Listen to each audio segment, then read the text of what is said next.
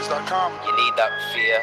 All I'm trying to do is make a stand for something that I truly believe is right. I truly believe is right. I want to be like you. Come on, man. I'm the base of boxing. I'm the cash cow. I hold the record with you. Welcome back, ladies and gentlemen, to another spontaneous show of the Boxing Voice Radio. Today's going to be your immediate reaction to Luis Ortiz versus Malik Scott. That fight took place across the pond, and we all seen it live on HBO. I don't know. I guess the question is, was Ortiz exposed? If this is something you want to talk about, something that you want to participate in, well, then you know what to do. You need to grab your phone and dial that number, 1-425-569-5241. We will be taking calls from you because guess what? We're looking for your immediate reaction to Luis Ortiz. One trick pony or not? ThaBoxingvoice.com.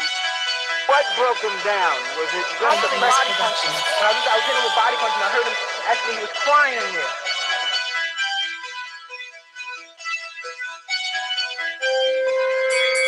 You're saying that Biggs was crying when you hit him? Yes. When did that happen? And perhaps the fourth round on. ThaBoxingvoice.com. So that you knew you had him by that time. Absolutely, I knew he was touching you, taking those punches. Production.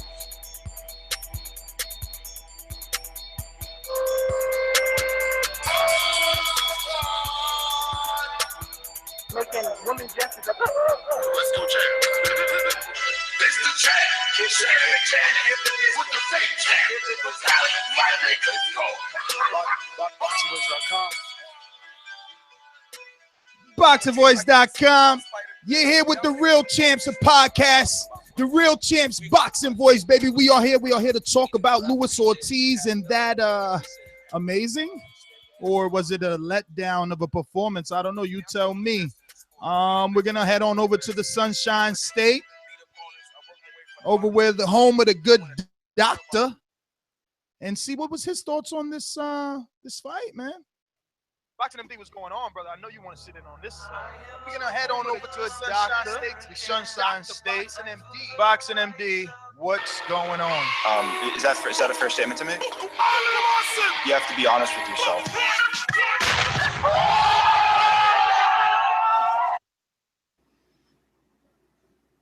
So Luis Ortiz, I guess, leaves a lot of questions to a lot of people because myself and a lot of other people did not expect Malik Scott to make it to the end of that fight. So I don't know. It'd be interesting to hear what Ness, Steven, and some of the callers have to say about a very, I guess, perplexing performance by Luis Ortiz in Monte Carlo. You know, I was let down, totally let down by the performance of Malik Scott, as well as the performance of Luis Ortiz. Let's just be real, you know what I mean? And HBO, you know, everybody's going to get some gunshots today. Luis Ortiz, gunshot, okay? You can't go around calling yourself King Kong and then you can't close the show. Yo, caliber up for Malik Scott, caliber. Oh, no, definitely Malik Scott. For doing Take out the chopper. Take out the chopper. Same thing David Haye did. Every time, you know, you got into a little bit of like danger, you just went down. Firing squad on these dudes. No more. Luis Ortiz, one step at a time, no fucking footwork. I dare you. I dare you get in there with anybody. Anybody. Anthony Joshua, Deontay Wilder, Latimer. I dare you. Malik Scott is not a bum. We all knew this. I spoke about it on the preview show. I told you guys this dude is a boxer and he can make anyone look bad. But Ortiz is supposed to be the man. HBO was hyping him up before the fight started, saying how he was the best heavyweight, with his biggest win being Bronson Jennings, who only had 19 amateur fights. He was the best heavyweight. And all right, so now I'm going to believe the hype. You're the best heavyweight and you can't finish the show with Malik Scott? They didn't even say, not only did they say that he was the best heavyweight, they said if they did, I don't know what exact term that Kellerman used, but if they did some type of poll or whatever research, that he would end up being the best heavyweight. So in other words, he thinks that we believe that he's the best heavyweight on earth. Yeah. It's gonna end Yeah, up he being said the best straw heavyweight poll. because Whatever a straw poll is, I don't know what a straw poll is. It's a form of a way of getting statistics, but that's irrelevant. But the fact is that he thought that the consensus of the boxing community would be that he is the best heavyweight on earth. Yeah, the best at throwing 1-2s. Because if that's all you got, how do you beat Vladimir Klitschko? How do you beat, fucking Deontay Wilder and Anthony Joshua? Like, how do you beat them with just a 1-2? Did you see any more than that 1-2?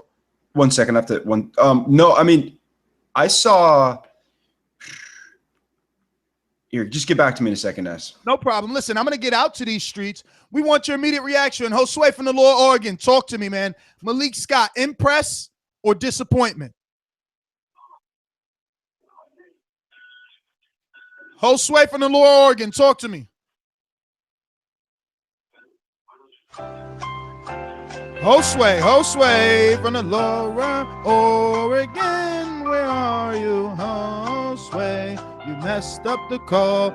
Now you about to get. Yo, that's an awesome time-consuming soundbite. How come I don't have that soundbite?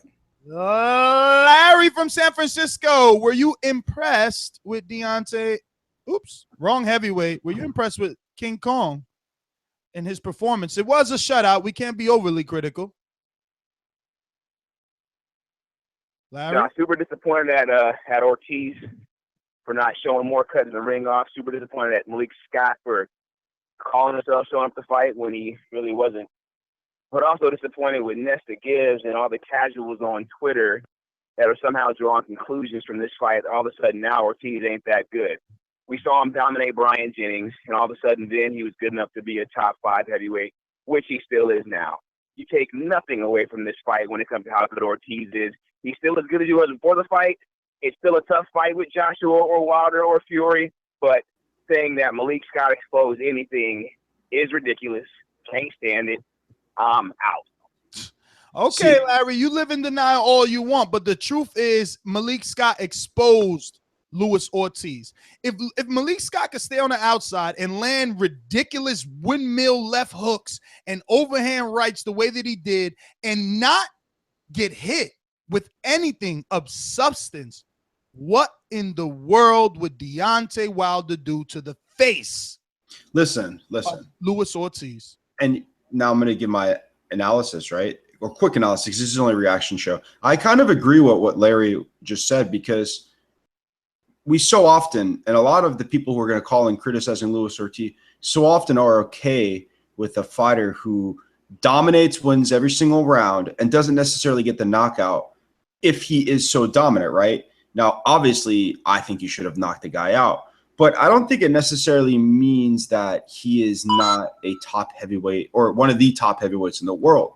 But I think it does make the fight seem a little more, I guess, competitive against some of the fighters that we thought he would easily beat, or at least maybe, you would favor some other guy. But I don't think from this fight alone that he is not, the goods. Maybe he's just not a god that some people thought he was. That's it, Dude, all I'm saying is Malik Scott with a pawing jab, a jab where he was afraid to have both feet planted and commit. Ness, he didn't do shit offensively. Come on, man. No. I'm not saying offensively. Listen to what I'm saying. His jab was enough to stay away.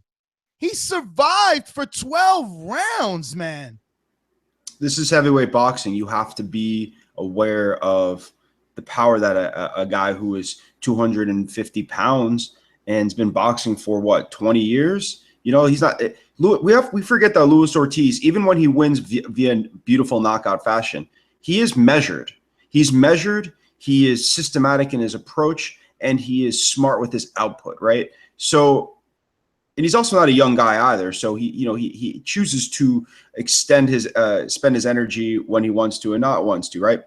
Having said that, I think that the way Luis Ortiz fought was not the best because he had showed problems cutting off the ring. He had problems going to the body, and he didn't use the uppercut. And you were right that he was primarily throwing 1-2s, but he still was in dominant form. You can't deny that, at least. He didn't show that he has answers for a boxer. So, okay, Malik Scott didn't win, but he exposed that if you fight from Answers in regards to knocking him out, right? Because he obviously destroyed him in the fight, right? Destroyed him. It won every single round, dropped him twice. Yeah, but it's Malik Scott. Again, take out Scott. Just keep in mind what you saw and replace him with another top 5 heavyweight. It's all types of problems for Ortiz. He doesn't know how to cut the ring off. He's taking one step at a time. Anybody who's quicker than him can get their energy and stamina back by staying away. Listen, how is this different? 1 second. How is this different than Brandon Ward, though? Let me just ask that one. Because Alexander Brand is no fucking Malik Scott. Malik Scott's been in the ring and done more than Brand. Get out of here with your No, that's what I'm saying. Ness, that's what I'm saying. What are you saying? I'm saying is Andre Ward won 12 rounds with Alexander Brand, and it was a whatever fight. It was still dominant. Like I thought he didn't show his power, but Andre Ward isn't King Kong of the fucking heavyweight division and known as a knockout puncher or sold as a knockout puncher. Sometimes when you have power, you use it to just discourage a guy from engaging, and that's what for this guy. Deontay Wilder knocked down Malik Scott in like a round and a half or 2. Man, come on, let's get to some callers. You're making excuses for this guy. Carmelo from Chicago, were you impressed with Luis Ortiz? Because obviously Boxing MD was. Never said impressed. Never said. I thought he would do better. I actually thought it would stop him. I thought he would stop him. I think he did get exposed. He's shown that he can get hit while he was throwing some punches. At the same time, he was getting him in the pole with some nice counter shots. And like you say, Malik Scott was more of a pawn jab. It wasn't that stiff jab that you usually see, man. So I agree, man. He was kind of exposed, but that don't mean I don't want to see him in a big fight. Let's see what he do against a Wilder or a Joshua. I mean, with his age, how old they say he really is? He looked his age, man. How old he is? He did look his age. You're right about that. Listen, Carmelo, thank you for calling in. Remember, ladies and gentlemen, this is your immediate reaction show. So let's keep these phone lines moving. We're gonna go to Donald from Chicago. I wasn't impressed. I think if he gets in the ring with somebody who's got power that can really move, like we all know Deontay Wilder is a tall, skinny heavyweight, and Wilder can move. Like Wilder will stay on the outside and hit in with something so vicious. Like you said, his face will be so fucked up and probably be knocked out at the end of a Wilder fight versus somebody like Malik Scott who doesn't even have the punching power, who went the whole 12 rounds. I mean, Luis Ortiz, he is still a top heavyweight. I don't take that from him. He will get in there and fucking hurt somebody. But he just didn't have any answers for someone who stayed on the outside with a really weak jab that you said, again, he wasn't committed to, and someone who doesn't really have punching power. It doesn't look good on his resume. That fight does not look good on his resume for him to supposedly be this knockout King Kong guy, That's just all I have to say. It just really didn't look good for him, But Thank you for calling in, brother. What's even worse is I'm pretty sure Thompson and Malik Scott was more competitive than this. Yeah, because Ortiz is a much better fight than either one, and he dominated the other guy. It was a better fight because both guys are at the same level. I don't really see your point. I just want to say one thing before we get to another callers. I think sometimes when we obsess about a fighter's power and we don't look at his other attributes, like Luis Ortiz, who does have other attributes, when he doesn't get the knockout, we pretend that that's the only thing he has. So let's keep that in mind. I'm not pretending that that's the only thing he has. I'm just being blatantly honest with the fact that he did not cut the ring off, with the fact that he had no sense of urgency when he was taking one pace at a time to get to his opponent. I'm complaining at the fact that all that he really did was throw a 1-2 with an occasional hook or missed uppercut every now and then. And again, I'm just complaining. He landed a few big body shots too. HBO is trying to sell me as if this guy is better than Joshua, better than Deontay, better than Pulev, better than any other heavyweight, because tonight on their telecast, they said he was the best heavyweight. If you're watching this on YouTube, future, past, or present, hit that thumbs up button. And if you want to talk, you want to voice your opinion, get it off your chest. You want to tell us how bad or good you thought this fight was, well, then call in 1-425-569-5241. We're going back out to the streets from Chicago to the big state of Texas. JD, talk to us.